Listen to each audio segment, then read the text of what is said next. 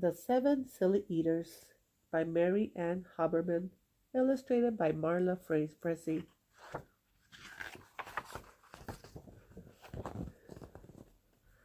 Not so long ago, they say, a mother lived just like today. Miss Peters was her name. Her little boy was named the same. Now Peter was a perfect son in every way except for one. When Peter was just 1 year old, he did not like his milk served cold. He did not like his milk served hot. He liked it warm, and he would not drink it if he was not sure it was the proper temperature. But Miss Peters did not mind. She was a mother sweet and kind, and when his milk spilled on the floor, she patiently prepared some more. She'd take the bottle from the shelf and chuckle softly to herself. What a silly sort of eater is my darling baby Peter. When Peter had not yet turned 2, another baby sweet and new was born, dear Lucy, small and fair, with big blue eyes and curly hair. But long before this child was grown, she had opinions of her own, of what she eat and what she not. She hated milk both cold and hot, and warm was worst of all. Instead, whenever Lucy dear was fed, she bellowed for pink lemonade, not from a can, oh no, homemade.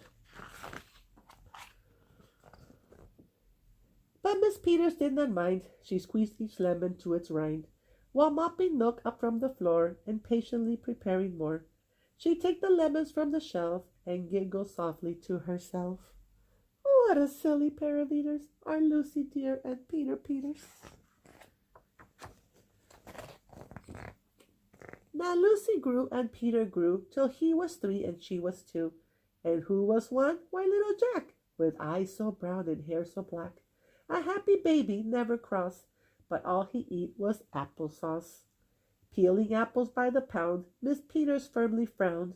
She'd take the apples from the shelf and murmur weakly to herself, what a silly bunch of eaters are Lucy, Jack, and Peter Peters.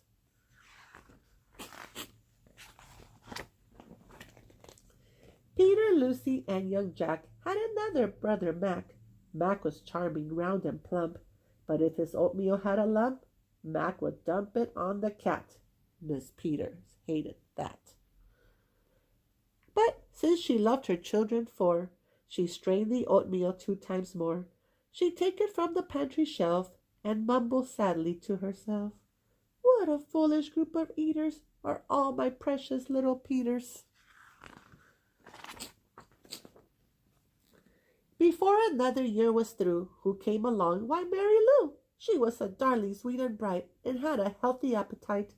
That is, as long as she was fed soft and squishy homemade bread. Poor Miss Peters got no rest, but still she did her very best. She'd take the flour from the shelf and mutter feebly to herself, what a fussy bunch of eaters are all my lovely little Peters. A year rolled by, the children grew. They really are a splendid crew, sighed Miss Peters, pinning pins and diapering her brand new twins. Little sisters quick and smart, impossible to tell apart. But Flo liked poached eggs, Fran liked fried. If she mixed them up, they'd cry. Tired to the very bone, Miss Peters groaned a groan. She'd take the eggs down from the shelf and whisper weakly to herself, what persnickety young eaters are all my 7 little Peters. The time went by, as time will do, and as it passed, the children grew. Their appetites kept growing too, but not their choice of what to eat. Each child continued to repeat. They wanted what they had before. The trouble was, they wanted more.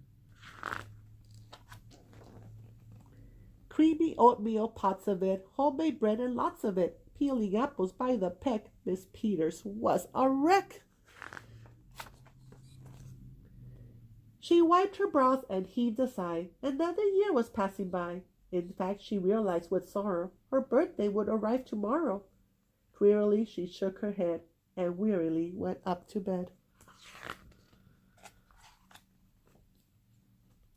She thought the children had forgot her special day, but they had not. At crack of dawn they all began to carry out their secret plan. Miss Peters would be fed a birthday breakfast in her bed, a breakfast made of all the foods that kept them in such happy moods. So while their weary mother slept, down the stairs the children crept, and from the cupboards and the shelves happily they helped themselves. Cheerfully they chopped and stirred, preparing what they each preferred. But despite the pains they took, since nobody knew how to cook, to measure things or make them hot, the more they tried, the worse it got. First, Mac's oatmeal turned out lumpy, which made poor Mac turn grim and grumpy. In fact, the lumps got him so cross, he dumped them in Jack's applesauce. This bothered Jack so much he threw it in the dough of Mary Lou, who tossed the mishmash that made straight into Lucy's lemonade. And that put her in such a huff, she poured the icky sticky stuff into the double frying pan that held the eggs of Flo and Fran, who flung the hodgepodge on the spot into the milk in Peter's pot. But when they saw what they had done, they wished that they had not begun. They hardly slept a wink that night, and still things hadn't turned out right. And even though they tried their best, it hadn't worked. They were depressed. They'd be in trouble, too, unless they found some place to hide the mess. The oven seemed the perfect spot. They all forgot it still was hot. They stuck the pot inside, and then they all went back to bed again.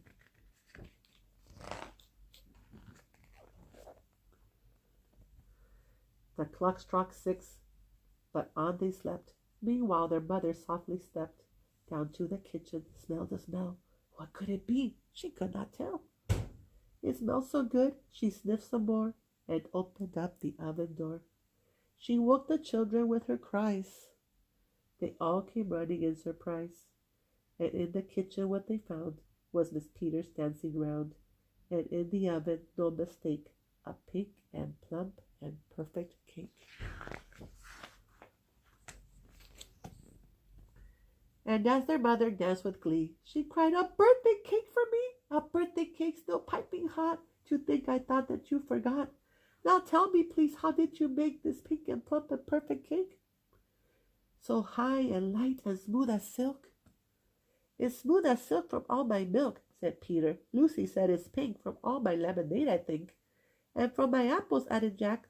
"My oatmeal made it soft," said Mac. "My bread dough too," said Mary Lou. Said Fran and Flo, "As for its size, it was our eggs that made it rise." Then everybody sniffed some more and danced around the kitchen floor. They put the cake upon the dish and lit the candles. "Make a wish," the children cried, "before you blow," and Miss Peters did just so. And what is more, her wish came true, as birthday wishes always do.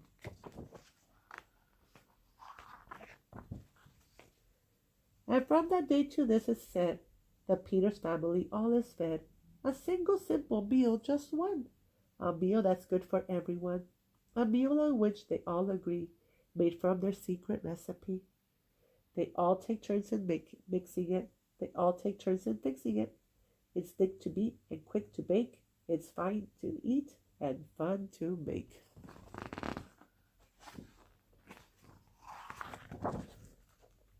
It's Miss Peters' birthday cake.